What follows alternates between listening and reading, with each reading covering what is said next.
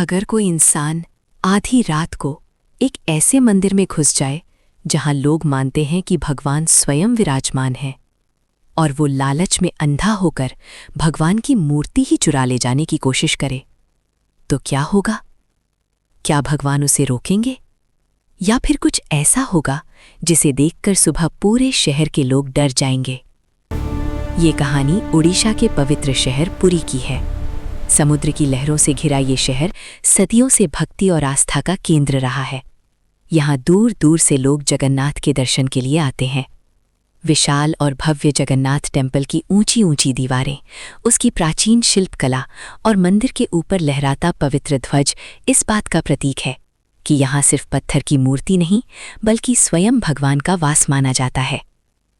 सुबह होते ही मंदिर की घंटियां बजने लगती थीं। दूर दूर से आए भक्त हाथ जोड़कर भगवान के दर्शन करते थे। पुजारी भजन गाते, आरती करते और मंदिर के चारों तरफ श्रद्धालुओं की भीड़ लगी रहती। शहर का हर इंसान इस मंदिर को अपनी आस्था का केंद्र मानता था। लेकिन हर पवित्र स्थान के आसपास कुछ ऐसे लोग भी होते हैं जिनके मन में भक्ति नहीं बल्कि लालच पलता है। पुरी शहर में एक आदमी रहता था, रघु। रघु गरीब था, लेकिन उसकी सबसे बड़ी समस्या उसकी गरीबी नहीं थी। उसकी सबसे बड़ी समस्या उसका लालच था। वो हमेशा सोचता था कि किसी तरह बिना मेहनत किए अमीर बन जाए। उसे मेहनत से काम करना पसंद नहीं था। वो हमेशा आसान रास्ता ढूंढता रहता था। कभी वो छोटे मोटे काम करता, कभी जुआ खेलता, कभी शराब खाने में बैठकर दूसरों की बातें सुनता रहता। एक रात वो शहर के एक पुराने शराब खाने में बैठा था। वहां कुछ व्यापारी आपस में बातें कर रहे थे। एक आदमी बोला, तुम जानते हो जगन्नाथ मंदिर के अंदर कितनी संपत्ति है? भगवान के गहने, सोने चांदी के आभूषण, उनकी कीमत करोड़ों में है। दूसरा आदमी हंसते हुए बोला, अगर कोई उन्हें चुरा ले तो उसकी जिंदगी बन जाए। तीसरा आदमी बोला, लेकिन ऐसा करना आसान नहीं है। मंदिर की सुरक्षा बहुत मजबूत है। कोई अंदर घुस भी जाए तो बचकर निकलना असंभव है। रघु चुपचाप ये सब सुन रहा था। उसके मन में एक खतरनाक विचार जन्म लेने लगा। उसकी आंखों में लालच चमकने लगा। उसने मन ही मन सोचा, अगर मैं मंदिर से एक छोटी मूर्ति भी चुरा लूं तो मैं रातों रात अमीर बन सकता हूं। उस रात के बाद रघु के दिमाग में वही विचार घूमने लगा। अगले कई दिनों तक वो मंदिर के आसपास घूमता रहा। वो पहरेदारों को देखता, रास्तों को देखता, दीवारों को देखता। किस समय पहरा कम होता है, कौन सा रास्ता सुनसान रहता है, कहाँ से अंदर घुसा जा सकता है। वो सब कुछ ध्यान से देखता और अपने मन में योजना बनाता रहा। दिन बीतते गए और उसकी योजना धीरे धीरे तैयार हो गई। एक रात आसमान में काले बादल छाए हुए थे। चांद बादलों के पीछे छिपा हुआ था। समुद्र की लहरें जोर जोर से टकरा रही थीं और पूरे शहर में गहरा सन्नाटा था। मंदिर के मुख्य द्वार बंद हो चुके थे। पहरेदार सामने की ओर तैनात थे, लेकिन मंदिर के पीछे वाली दीवार अपेक्षाकृत सुनसान थी। रघु धीरे धीरे उस दीवार की ओर बढ़ा। उसका दिल जोर जोर से धड़क रहा था। उसके हाथ कांप रहे थे, लेकिन उसके मन में एक ही विचार था, आज उसकी किस्मत बदलने वाली है। उसने दीवार पकड़ी और धीरे धीरे ऊपर चढ़ गया। ऊपर पहुंचकर उसने अंदर झांका। चारों तरफ गहरा सन्नाटा था। कुछ दीपक चल रहे थे जिनकी हल्की रोशनी पत्थर की दीवारों पर पड़ रही थी। रघु दीवार की दूसरी तरफ कूद गया। अब वो मंदिर के अंदर था। उसने सावधानी से कदम बढ़ाने शुरू किए।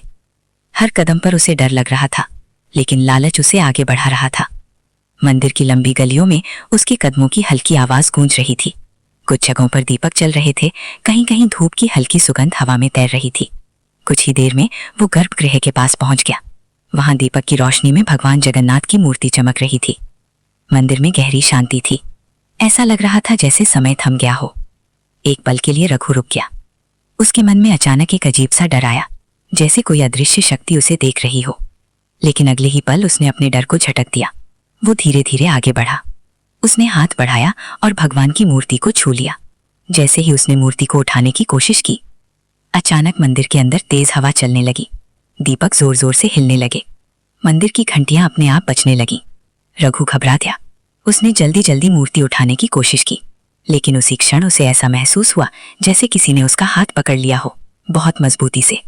रघु का शरीर कांपने लगा।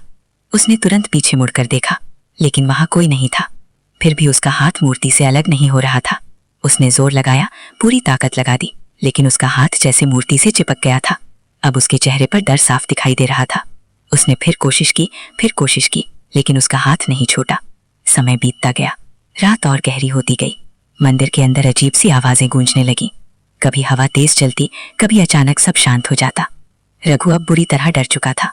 उसकी आंखों से आंसू निकलने लगे। वो कांपती आवाज में बोला, मुझे माफ कर दो, मैंने बहुत बड़ी गलती कर दी, मुझे जाने दो। लेकिन मंदिर में सिर्फ उसकी आवाज गूंज रही थी। पूरी रात वो वहीं बैठा रहा। उसका हाथ मूर्ति से चिपका हुआ था। वो रोता रहा, भगवान से माफी मांगता रहा। धीरे धीरे रात बीत गई। सुबह होने लगी। मंदिर के पुजारी रोज की तरह मंदिर खोलने आए। उन्होंने मुख्य द्वार खोला और अंदर प्रवेश किया। लेकिन जैसे ही वे गर्भगृह के पास पहुंचे, वे अचानक रुक गए। उनकी आंखें फैल गईं। वहां एक आदमी जमीन पर बैठा हुआ था। उसका चेहरा डर से पीला पड़ चुका था और उसका हाथ भगवान जगन्नाथ की मूर्ति से चिपका हुआ था। पुजारी घबरा गए। उन्होंने बाकी लोगों को बुलाया। थोड़ी ही देर में वहां कई लोग इकट्ठा हो गए। सब उस दृश्य को देखकर हैरान थे। रघु रोते हुए बोला, मुझे बचा लो, मैंने लालच में आकर बहुत बड़ा पाप किया है, मुझे माफ कर दो। पुजारियों ने भगवान से प्रार्थना की।